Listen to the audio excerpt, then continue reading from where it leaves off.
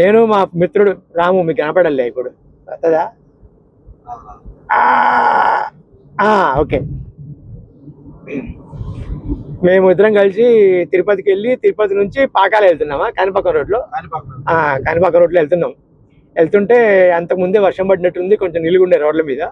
మేము చాలా జాగ్రత్తగా వెళ్తున్నాం. వెనక నుంచి ఇద్దరు బైక్ మీద వచ్చి ముందు నుంచి వస్తున్నారు, వెనక నుంచి కాదు, ముందు నుంచి వస్తున్నారు. అది కార్నర్, ఇది ఇట్లా టర్నింగ్ అనమాట.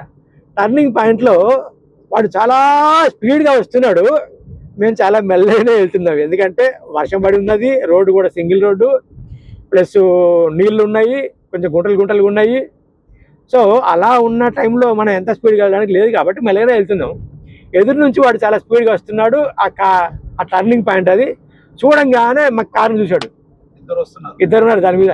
కారును చూసి భయపడి కొట్టి బ్రేక్ కొట్టి ఇలా కొడితే అసలే వాటర్ ఉన్నాయి కదా, స్కిడ్ అయిపోయి కింద పడి డొల్లుకుంటూ వెళ్ళిపోయారు. అక్కడ దాకా వెళ్ళిపోయారు. మేము తక్కువని కారు పక్కన ఆపి ఏమైంది రాని గబగబా పరిగెత్తుకుంటూ వెళ్ళి ఏమైందని చూసాము. ఇక్కడ మెయిన్ ఏంటంటే వాళ్ళకు చిన్న చిన్న దెబ్బలు తగిలినాయి, కానీ వాళ్ళకి జీవనోపాధి కలిగించే కెమెరా ఉంది అందులో. వాళ్ళు ఫోటో స్టూడియో వాళ్ళు అనమాట. ఆ కెమెరా వీడియో కెమెరానా ఫోటో కెమెరానా? వీడియో కెమెరా అది మాత్రం డ్యామేజ్ అయింది. 1,75,000. వాళ్ళు కింద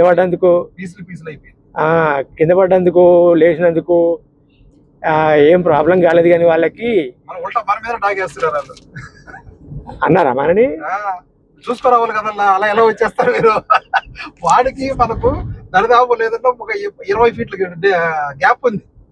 వాడు పడి గొంతులో బ్రేక్ కొట్టింది, వాడు టైర్ స్కిడ్ అయి పడింది వాడికి. అవునవును, పడిపోయి వాడు మనలో ఎలా ఏందన్నా మీరు అంత స్పీడ్ లో వస్తారు, ఉల్టా మన మీద డాబేస్తున్నాడు. వాడు ఆపోజిట్ లో ఎదురుకెదురు వస్తున్నాడు. వాడు నేను అన్నాడేమో కానీ నేను వినలేదా. నేను అతని మీద ఉన్నా, నా కాన్సన్ట్రేషన్ అంతా కూడా అరే ఇతని కెమెరా కదా, ఇప్పుడు అతను కెమెరా మీద డిపెండ్ అయింది లైఫ్ అంతా.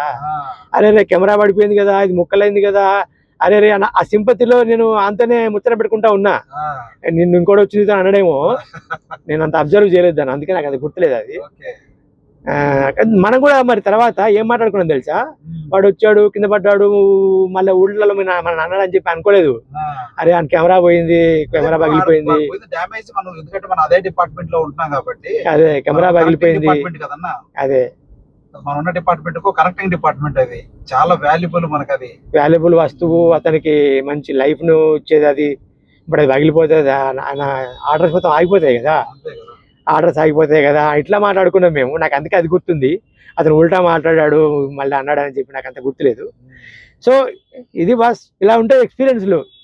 మనం జెన్యూన్గా జాగ్రత్తగా పోయినా యూజ్ లేదు.